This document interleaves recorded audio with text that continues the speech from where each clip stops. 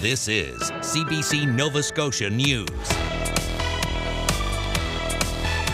Murder case. Opening arguments are heard in the trial for the accused killer of Pat Stay. And then there were two. Nova Scotia voices at the federal cabinet table double. And Come From Away comes back to the Maritimes.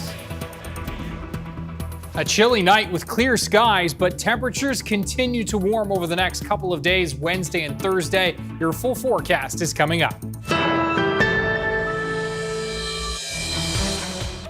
Opening arguments have begun on day 2 of the Adam Drake murder trial. Drake is accused of killing battle rapper Pat Stay in September of 2022 in downtown Halifax. In making their opening case, the Crown says Stay was stabbed to death by Drake. Blair Rhodes reports. The murder trial of Adam Drake continued on Tuesday, with the Crown's opening statement laying out their theory of what happened to battle rapper Pat Stay the night he was murdered. Crown prosecutor Carla Ball says that Stay arrived at the Yacht Club Social, a bar on Lower Water Street in downtown Halifax, just after midnight that morning. Ball says Adam Drake had been in the bar from about 10:32 the night before. He was in the VIP section, a corner at the back of the bar. She says when Stay arrived, he walked back to the VIP section where he and Drake met face to face. Ball says as Stay turned to leave, one of Drake's friends sucker punched him. She says he staggered out of the bar and collapsed on the sidewalk outside. Ball says Drake left the bar by a back door and returned to a downtown Halifax hotel where he'd been staying. He was arrested 6 days later. Ball says we may never know a motive for this case, but then she says the Crown doesn't have to prove a motive to prove that it was murder. The next step is for the Crown to start introducing witnesses to fill in the blanks in their theory. Blair Rhodes, CBC News, Dartmouth. A judge has ruled the teenager accused of making threats against a Halifax high school will remain in youth detention. The decision was made following a bail hearing that ran yesterday and today in Halifax Youth Court. The details cannot be reported because of a publication ban. The 16-year-old who was arrested last month is facing a total of 33 charges, including weapons and firearms offenses. We reported earlier this month that police received a tip from a suicide hotline operator alleging the teen shared thoughts about shooting up Citadel High and then taking his own life. He has also been charged with promoting hatred against Black and Jewish communities through the creation of online groups. So one of the factors of analysis that the court has to take into account is how does a reasonably apprised person, knowing all the evidence and knowing the law and knowing what's being alleged here, would they be shocked by the detention or release of a adult or young person? So that's one of the grounds that His Honor detained this young person under. The teen, whose identity is protected under the Youth Criminal Justice Act, was previously prohibited from having any contact with students at Citadel High School. Halifax police said last month they seized a number of weapons from the boy's home. Pictou County RCMP and the Major Crime Unit continue to investigate the disappearance of 6-year-old Lily Sullivan and 4-year-old Jack Sullivan, and they are asking the public for help. The siblings were reported missing from their home in Lansdowne Station on May the 2nd. It's believed they may have wandered into a heavily wooded area. Searchers spent 6 days scouring land and bodies of water looking for the siblings before calling off the active search. RCMP say so far they have received more than 180 tips from the public, and officers have identified 35 people for formal interviews as part of the investigation, including community members and those closest to the children. Anyone with information on the whereabouts of Lily and Jack is asked to contact Pictou County District RCMP. Central Nova MP Sean Fraser is this country's new Minister of Justice and Attorney General. Fraser, who bowed out of politics because of the toll it was taking on his family life, now occupies one of the Carney government's most senior portfolios. Preston Mulligan has his reaction from his home riding. Minister of Justice, Attorney General of Canada, and Minister responsible for the Atlantic Opportunities Agency. It's a big job for an MP who said 5 months ago that the life of a cabinet minister meant too little time with his wife and children.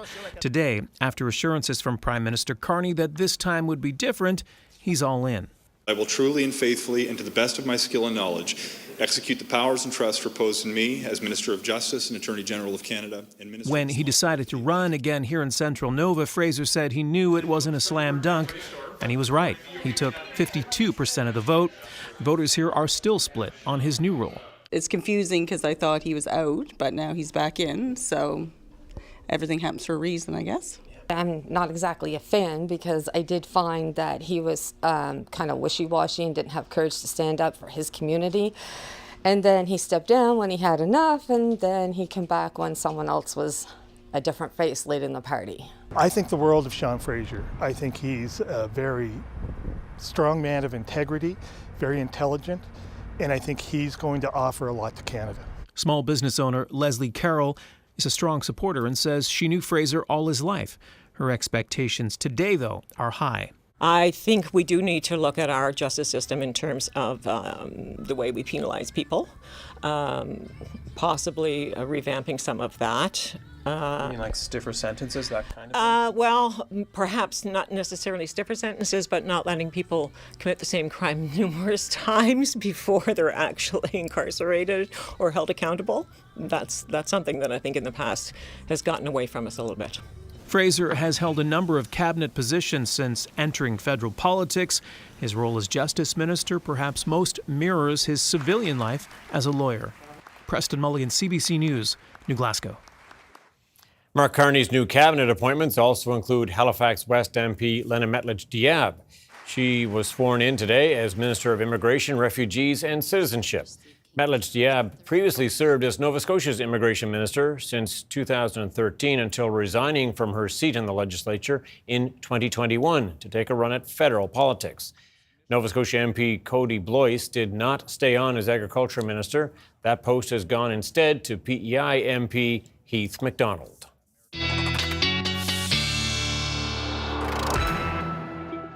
Ryan Smith with us now on a day. Ryan Snoddon with us now on a day, but too much sun. I got too much sun today. Yeah, maybe that was the issue. Yeah. Well, what are they? No one complaining about today. Yeah, pace yourself over the next couple of days, Tom. The sun is going to really be a big presence yet again for Wednesday, and we're going to warm temperatures up a little more significantly than, it was a dandy for Tuesday, but the North Shore, it was still cool today. That won't be the case on Wednesday as the winds shift to southwesterly, and we will see those temps rising into the 20s there as well. High teens at the very least, mid to high teens across Cape Breton. Again, the Atlantic coastline, the Tri-County area, and those onshore winds, we're going to feel those cooler temperatures. Now, as we look at Thursday, clouds are going to build up, but it's going to continue to be very mild. In fact, the lighter winds on Thursday will mean more widespread temperatures into those low 20s and even some mid 20s, especially towards the North Shore. So looking really, really nice. Now, as we look at the outlook,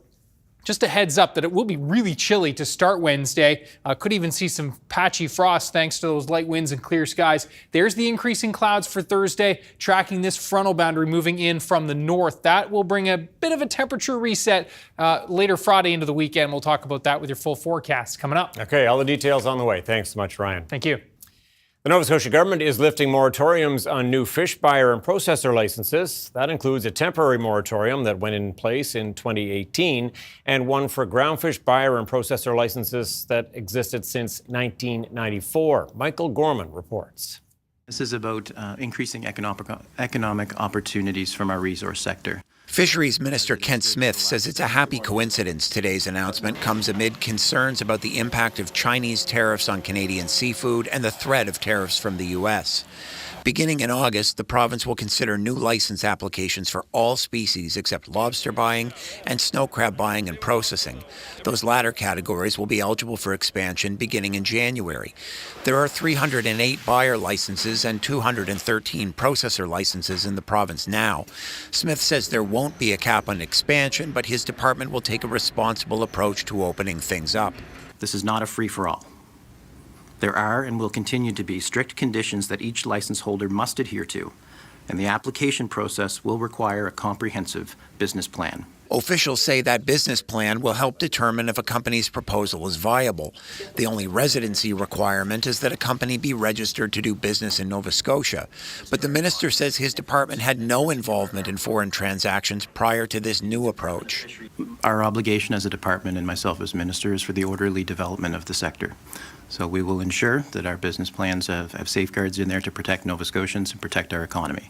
This is about growing our economy, Michael. This is about not having new companies come in that compete with existing companies. We want to make sure that the human resources, for example, of a new entrant are not competing with the human resources for an existing business. This industry official says he's cautiously optimistic about the announcement. What it's going to do is offer opportunity.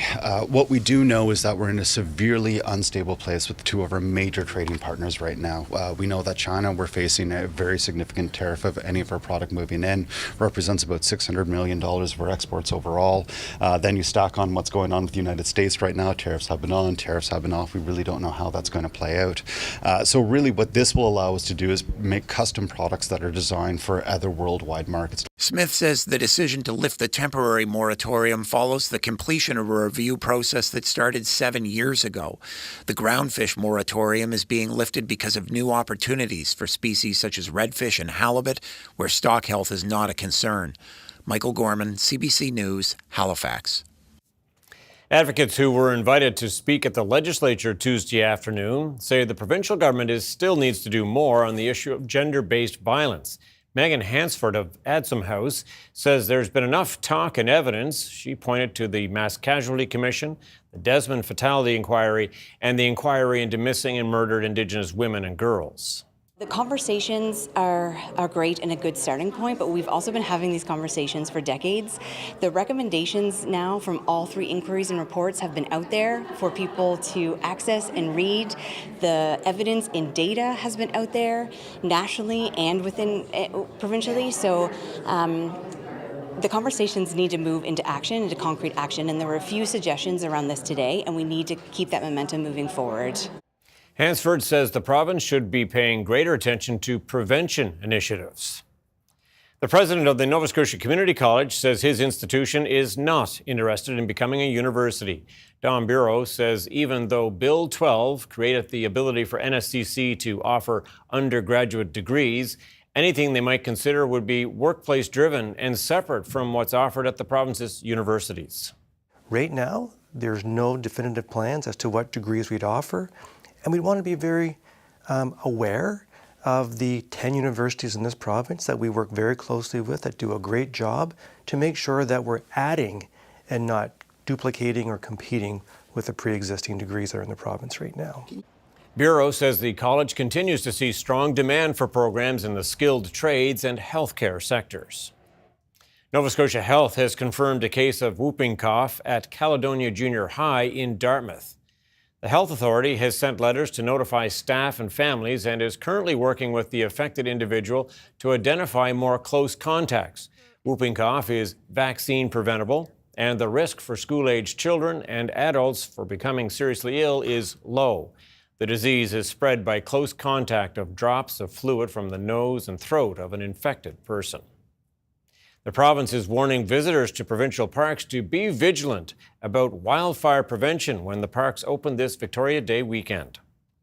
Campfires and smoking are not allowed in day-use parks at any time, and people at provincial camping parks and other campgrounds must follow daily provincial burn restrictions. Last week, the province made a $25,000 fine to burn ban violations permanent. More than 1 million people visited provincial parks last year. There were also more than 95,000 paid overnight camper stays, a 10% increase from 2023. Well, the hit musical Come From Away is set to take over stages in the Maritimes starting this summer. The show arrives at a time trade tensions are high between Canada and the U.S. And as the CBC's Kyle Moore tells us, the first stop is in Glace Bay. On an island called Newfoundland, there's an airport. And next to it is a town called Gander. A decade after it debuted, the Tony-nominated musical Come From Away will soon make its theatre debut in the Maritimes. The first stop will be the Savoy Theatre in Glace Bay. It's a great story. It's theatrical. It's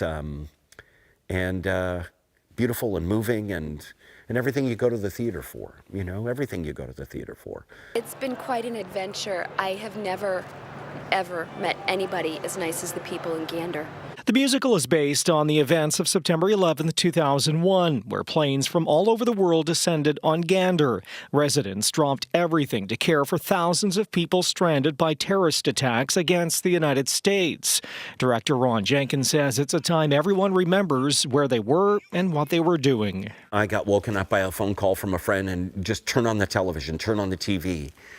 And I couldn't really believe what was happening, you know, like these planes flying into the World Trade Center. It's a lot of work, and when you get it, when you're able to get the permission for the rights, to me, it's a very exciting day. Knock, knock. Come on in. The door's open. The show will hit the Savoy stage in August with a cast of locals and come from a ways. The musical will also take over stages in St. John and St. Andrews, New Brunswick later in August and September. Neptune Theatre and the Confederation Centre for the Arts are also planning a co-production for Halifax and Charlottetown next year. I knew there'd be excitement. There certainly is a lot more excitement than I even anticipated for the first round of, putting it out there and promotions. The musical arrives in Glace Bay during a U.S.-Canada trade war. Jenkins says there's no better time for the show to take the stage. We have, for the most part, a great relationship with the U.S., no matter how the politics have turned, you know? And I think that this story just reinforces what that relationship is about. The curtain will rise on the first of 7 shows in Glace Bay, August 25th. Tickets are on sale starting Wednesday. Kyle Moore, CBC News, Glace Bay.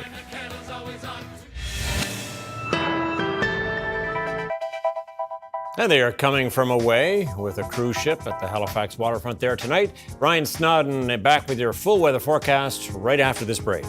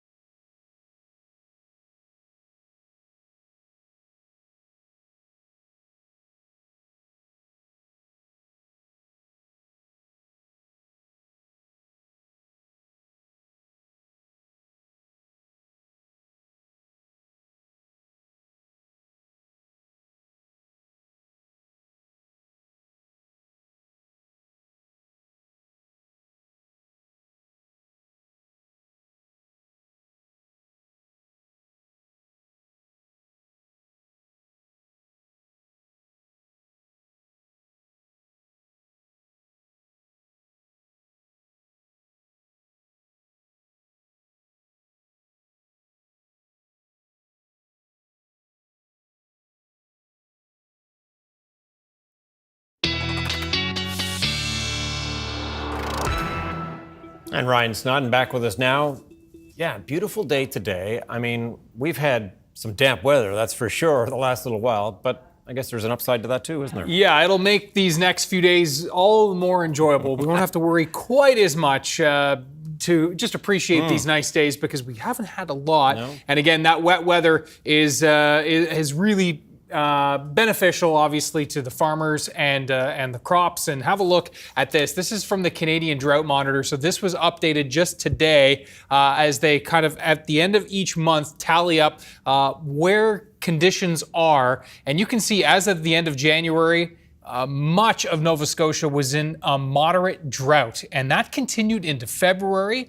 And March, it eased a little bit, but really it's the last month or so, month to 6 weeks, that we've seen that moderate drought reduced into an abnormally dry area, which is a smaller area. So still, watching things for the Eastern Valley, Halifax, Colchester, Cumberland, and an area in Cape Breton as well that are still abnormally dry, but again, much better than where we were. For sure. Yeah. And of course, this is important not only to keep the wildfire risk at bay, but as we head into the summer season when it's just so much more difficult to get those beneficial rains, those widespread beneficial rains. We just don't see them quite so substantial in the summer season. Now, as we look at those high temperatures today, boy, it was warm in the south and west, but you can see single digits in through Cape Breton in the northeast, struggling in that northerly flow. The good news is that we're going to be more widespread warmth on tap for Wednesday.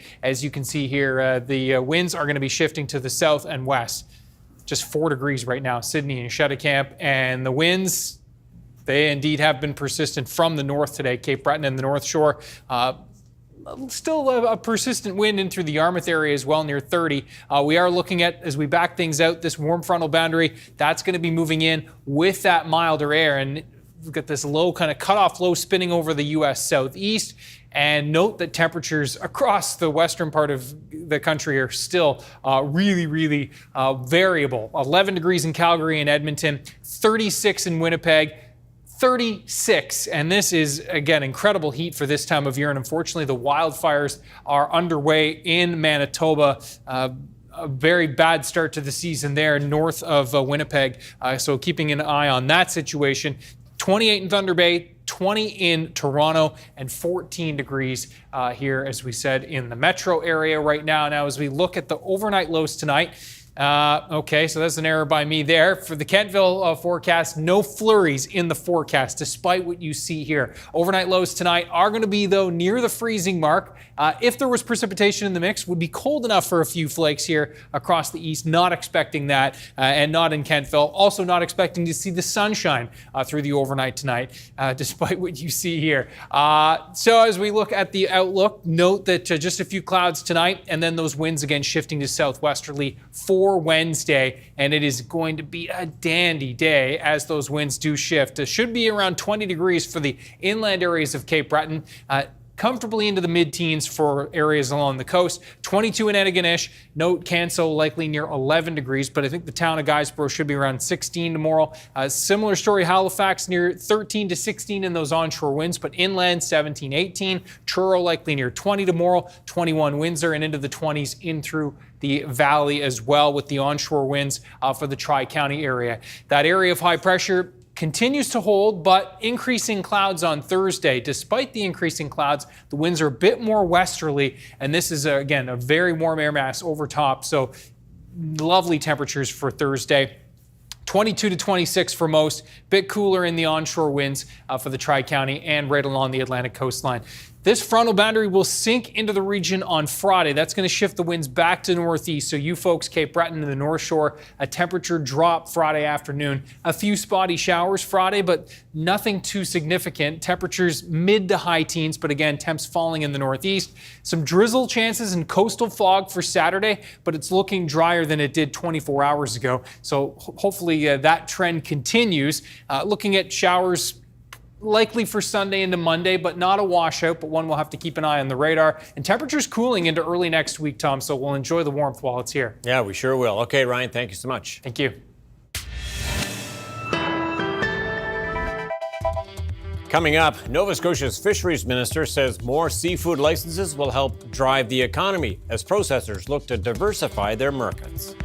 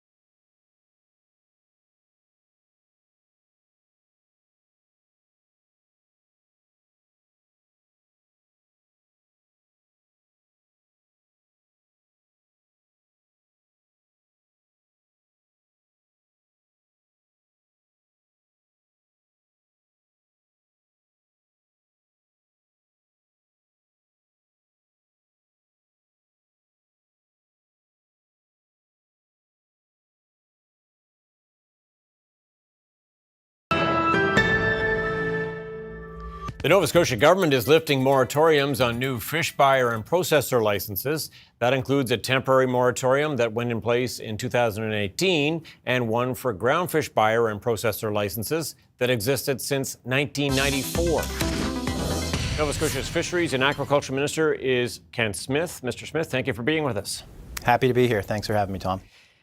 This groundfish moratorium on new buyers and processors came into play way back with the collapse of the cod fishery. The cod did not come back the way people wanted. So why is the right time to lift the moratorium? Well, this is about more than just the groundfish moratorium. This is a complete lift on the moratorium that's been in place since 2018. The groundfish component was only around since 1994. So it's the right time right now because we've consulted with industry over the last few years, and we have incredible opportunities to diversify our product and diversify our market. And right now, with a limited number of entrants in the industry, it's time to open that up and explore new markets and new products. You know, I heard today that in your policy review for both groundfish and other species that we're talking about here, some people thought, particularly perhaps more on the groundfish side, that there were already too many licenses out there now. Others raising concerns about the health of the stock. How much of a factor will those two things be in a world where we will presumably see more buyers and more processors? Well, a great question. The DFO looks after all the stock health, and they do regular analysis on how this variety of species are doing. The relation to our buying and processing facilities will be through the business plan that new entrants will have to complete. So if they're putting forward a business plan that says they're going to process 100 metric tons of a species and the quota or the stock health is only 10 million pounds, that would be cause for concern for us and probably not lead to a successful application. I know there's also been concerns and complaints about finding enough laborers for some of the plants we have now. When you look, presumably there's this business plan that will be required. When you look at the labor sector or segment of that, what will the consideration be? Absolutely. This isn't about adding undue competition to existing license holders. This is about growing markets, looking for new product diversification, new market diversification. So the business plan component, each new entrant will have to prove that they can supply enough labor force without negatively impacting some of their neighbors. And so will the preference be given to any group in particular when it comes to the consideration of these new licenses and allowing new buyers? I'm thinking First Nations, for example. The First Nations will be an important piece of this moving forward, but in August we're going to open up so that any Nova Scotian company or entity can apply for a license of all species except lobster and snow crab, and then in January lobster and snow crab will open up. I gather residency is not a requirement. Is that right? How do you ensure that buying and processing of fish does not become foreign dominated? Well, the reality is over the last 7 years with the moratorium in place, we haven't had any input on private business transactions when foreign ownership potentially could have been purchasing existing Nova Scotian licenses. With the lift of the moratorium, we're going to see every application that comes in, and we're going to get to scrutinize the business plans. And my responsibility is to the orderly development of the sector here in Nova Scotia, and I take it pretty seriously to protect Nova Scotian interests. Well, if you want to keep those dollars not only invested here, but coming back to this part of the province, will there be a priority for Nova Scotian companies, as you say, putting Nova Scotians first? Will there be a requirement that, or a protection that Nova Scotians who are applying for these new licenses might get a leg up on, say, a foreign entity? Well, the requirement will be that they have to be a Nova Scotia registered company. They have to have a plant in the province or a facility in the province, and then we'll evaluate the business plans that are submitted, and we'll be looking at it through the lens of the best orderly development of the sector and the most benefit for Nova Scotians. So let's say Chinese buyers or some other international group wants to come in and set up plants. I mean, how much are you concerned about that becoming more of a reality in the current landscape? Certainly something we're going to be considering as we move forward, but again, really confident in what we'll put forward for business plan components, and again, looking at it through a lens of market diversification, product diversification, and doing what's best for Nova Scotians. You know, and I don't need to tell you this, but enforcement is already a big issue in many of the fisheries. How are you going to deal with that, given there will be more players now that this moratorium has been lifted? Well, we've taken steps over the last year to improve the enforcement from the provincial responsibility. So we increased the fines for violations under the Fisheries and Coastal Resources Act. We've added dedicated compliance officers to increased inspection frequency at our facilities. We've got additional funding in this year's budget to do some comprehensive auditing of our facilities. So I'm pretty confident with everything that we have responsibility over. The unknown and the question mark has always been how well DFO is going to enforce on the water illegal, unauthorized harvesting. It's something I've raised concerns of in the past, and I'll continue to fight for Nova Scotians to make sure that illegal harvesting is enforced properly on the water. Just quickly before I let you go, sir, to what degree are we seeing an impact from the tariff wars at this point in the industry, and how much has that come to bear on this change in policy direction now of the provincial government? Well, we've been working on this for quite some time, so it is quite timely, though, that we're able to make the announcement today. I would say that the Chinese tariffs are having an impact on the demand for some of our product. We heard that in the seafood show last week in Barcelona. But again, Tom, this is about economic development and creating new opportunities for Nova Scotian companies. Mr. Smith, we will have to leave it there. Thank you so much for your time. Thank you, Tom. Appreciate the opportunity.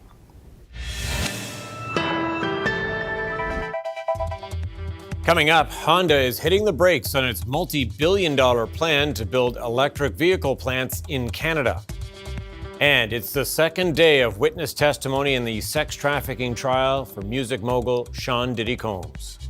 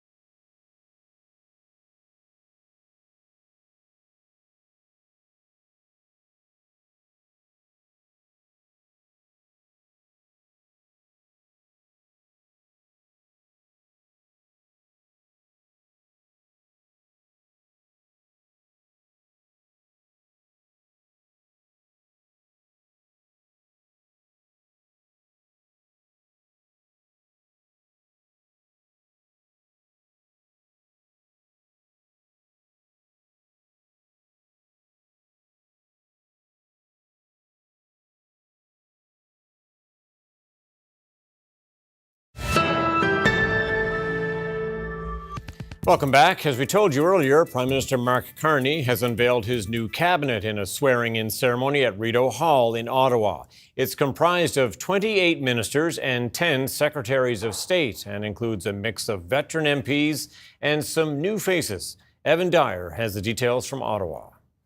Ready to go. For most of the ministers named today, this was a case of back to work. But there were some new faces and many lateral moves. Two of the most fraught portfolios will go to cabinet newcomers, housing and energy. Former Vancouver Mayor Gregor Robertson will be the new housing minister. Vancouver is widely considered to have Canada's worst big city housing struggles, possibly making its former mayor a controversial choice.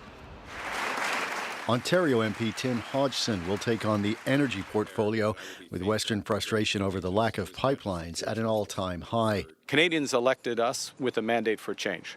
So there is a great deal of change in this cabinet. But there's less change around the most important issue Mark Carney was elected to deal with: Trump trade, tariffs, and annexation threats. People who accompanied Carney to the White House last week will mostly remain engaged, but in different posts. David McGuinty will go to defense with a mandate to rapidly grow the armed forces. Melanie Joly goes from foreign affairs to industry. She'll be replaced as foreign minister by former defense minister Anita Anand. There are no fewer than 3 trade ministers. Dominic LeBlanc will remain engaged on U.S.-Canada trade. Chrystia Freeland, unpopular with the Trump administration, will be in charge of internal trade in Canada. And Ontario MP Maninder Sidhu will oversee Canada's trade with the rest of the world. Finance, traditionally considered the top role in cabinet, goes to François-Philippe Champagne, who's held the foreign, trade and industry portfolios. We have to address this crisis with the Americans, and we have to address the very real challenges in our economy, and we will do that. Pierre Poilievre initially sounded a bipartisan note in his first reaction to the new cabinet, but that soon changed. So far, it's not a promising start. The first disappointment is, unfortunately, his cabinet. He appointed Trudeau's old team and Trudeau's old advisors. Poilievre took aim at several individual cabinet ministers, including Champagne, Sean Fraser and Stephen Guilbeault, holdovers from the Trudeau era who he blamed for housing shortages, anemic growth and failure to develop Canada's resources. Evan Dyer, CBC News, Ottawa. Honda Canada is putting a hold on its multi-billion-dollar electric vehicle project in Canada. Ontario Premier Doug Ford is vowing to hold the automaker accountable for its decision. CBC's Magda Gabrisalasa has more on the latest blow to the Canadian auto sector. It's the largest auto investment in Canadian history. Just a year ago, Canada was planning for a bright future, building Honda's electric vehicles from start to finish. Ontario Premier Doug Ford and then Prime Minister Justin Trudeau celebrated the car maker's $15 billion investment to build an electric vehicles supply chain. The plan included tacking on an EV assembly plant and a battery manufacturing plant to its Alliston, Ontario facilities. But now that's all on pause for about 2 years. Disappointment, for sure. Uncertainty, for sure. But also, making sure are you doing everything and anything you can. In a statement, the company pits the decision on a recent slowdown of the EV market, a reality this expert says is due to a number of factors. The 2 big reasons why people don't buy EVs. One is the price. The price is still expensive, the purchase price. And when you think about range anxiety, the charging infrastructure play a very big role. And that's where I feel that the government has not done enough. This news comes amid uncertainty tied to U.S. President Donald Trump's tariff policies. Honda is already forecasting an almost 59% drop in its yearly profit. And I think the reality is that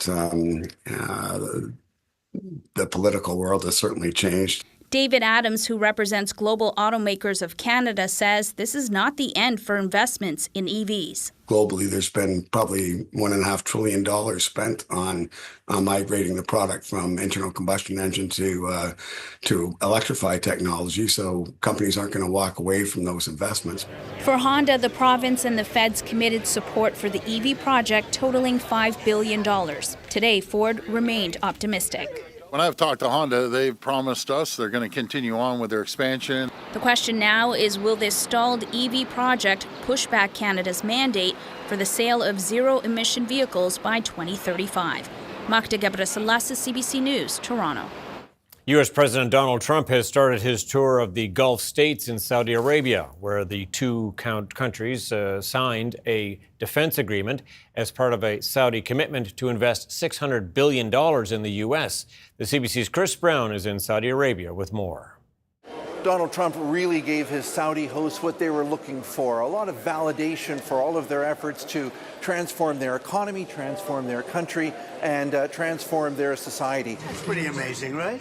Trump wandered through a lot of the scale models of all of the mega projects, the new skyscrapers and other stadiums that are being built here, and stopped the talk for a long time with all of the architects and the people behind it. Saudi Arabia is trying to really change their economy, pivot away from oil, and also change their society as well. And Trump was full of very lavish praise, especially for Crown Prince Mohammed bin Salman, who is the visionary behind a lot of this, praising him, calling Saudi Arabia's progress a miracle. However, the biggest actual round of applause came when Trump talked about another country, about Syria, when he said that the United States is going to lift all of its sanctions on Syria, and he hoped that that would allow the country to transition and grow.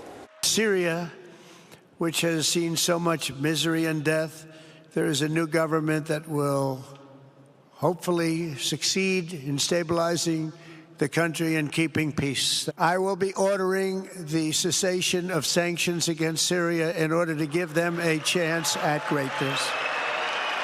The reaction from a lot of Saudis, both to his comments on Syria, but also really just for everything he said about what's happening here, was generally very positive, and the U.S. president will hope to build on that as he travels throughout the region over the next couple of days. He'll be going to Qatar, and he'll also be going to the United Arab Emirates.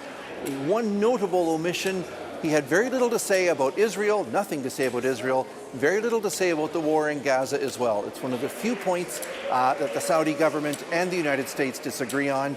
The Saudi government is pushing the Trump administration to put more pressure on Israel to stop its attacks into Gaza and to let humanitarian food aid in. Chris Brown, CBC News in Riyadh. Sean Diddy Combs' former girlfriend, R&B singer Cassie Ventura, has taken the stand as a witness in his sex trafficking trial. This comes a day after prosecutors showed the jury a video of the music mogul beating her in a hotel in 2016. Chris Reyes has more from outside the New York courthouse, but first a warning to viewers. Details in this story are disturbing. Cassie Ventura, a key witness for the prosecution, took the stand on day 2 of the Sean Combs racketeering and sex trafficking trial here in New York City. Ventura started dating Combs at 21 years old. Now 38 and visibly pregnant, she gave an explicit and emotional testimony about their tumultuous relationship that lasted more than a decade. Breaking down in tears and sometimes appearing to be exhausted when she detailed how Combs introduced her to a life of luxury, drugs, violence, and sex. She was young, naive, and in love, she said on the stand. Within a year of dating, she testified Combs began to control and abuse her. An example of that abuse was captured on security footage that was leaked to media last year, showing Combs brutally beating Ventura in the hallway of a hotel in 2016. That video has already been shown to the jury. Much of Ventura's testimony focused on so-called freak-offs, elaborate sex performances allegedly orchestrated by Combs. Ventura said Combs directed her to participate in her first freak-off when she was just 22 years old, giving her drugs, telling her what to wear and what sex acts to perform with other male escorts. There were dozens of questions about the amount of baby oil used. Ventura said the freak-offs happened almost weekly for days at a time and went on for years, leaving her feeling humiliated and disgusted. She told the jury she didn't want to do any of it, but feared Combs' anger and violence if she refused. Her testimony described a man who had guns in most homes he owned and a team of assistants at his beck and call. When asked why she participated, Ventura simply said, "I just didn't want anything bad to happen. I just really wanted his approval." Ventura's testimony will continue with cross-examination. Chris Reyes, CBC News, New York. Several U.S. conferences are relocating north of the border as a growing number of Canadian travelers are avoiding travel to the States. They say a volatile political climate and Trump's trade war with Canada are to blame. Sophia Harris has the story. So this is a big one. When U.S. President Trump took office, this sociologist knew they wouldn't be attending an upcoming sports sociology conference in Seattle, despite overseeing its planning. As a trans person, I no longer feel safe entering the U.S. It wasn't long before many other Canadian members reported they too wouldn't travel to the U.S. Reasons include Trump's tariffs, Steel, aluminum. his threats to annex Canada, It would really be a wonderful marriage. and increased border security. It was a real sense of violation. This sociologist also won't be going. He says in March, on his way to a conference in South Carolina, a U.S. Customs officer interrogated him at the Montreal airport and searched his phone and wallet. To be subject to these kind of searches and the seemingly arbitrary authority of basically police officers in these spaces, it's beyond disquieting. You know, it's frightening.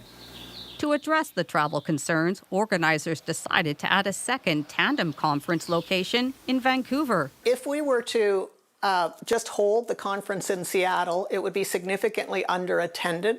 CBC News has also identified several other organizations which recently relocated their entire upcoming conferences from the U.S. to Canada. It's a great biomarker. In another case, a pending American-Canadian pathologist conference chose Montreal. In light of some of the rhetoric coming out of the White House in the United States, it would be very unpalatable for many of our members to go to America.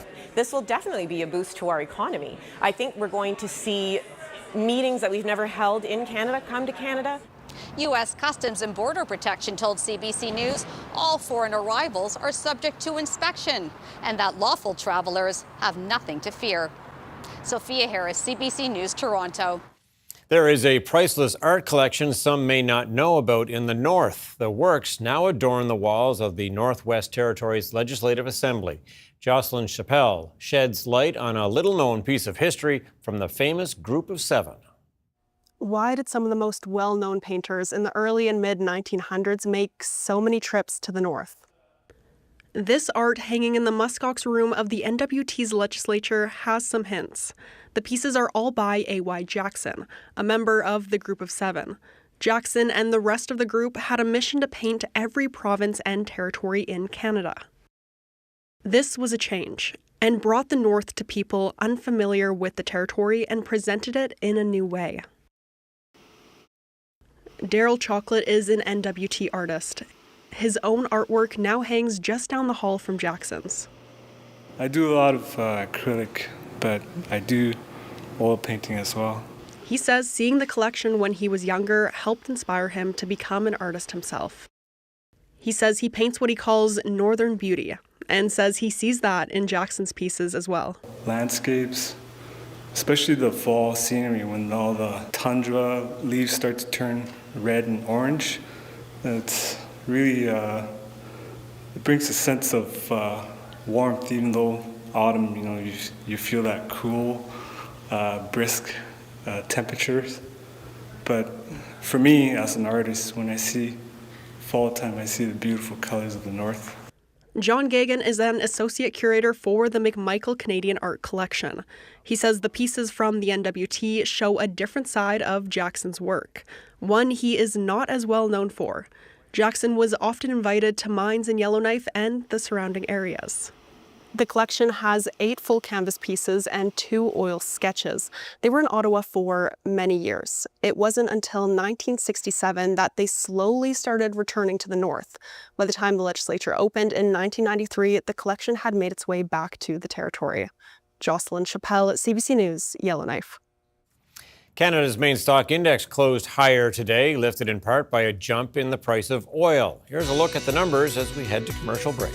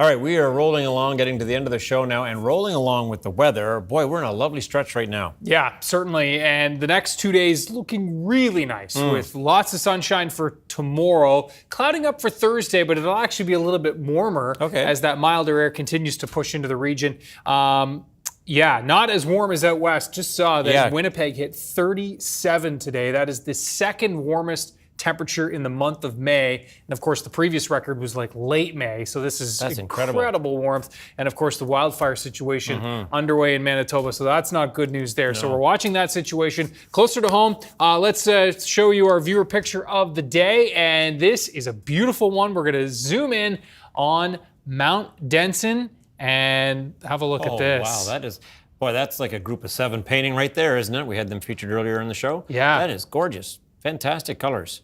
Really great contrast. Thanks to Paul for this. Ryan's picks at cbc.ca. You can also get a hold of me on Twitter and or X, I guess, and Blue Sky and Facebook and Instagram. You're everywhere. To try and get your pictures here on the show if that works better. Now have a look at our Wednesday forecast. Again, temperatures ranging between about 16 to 20.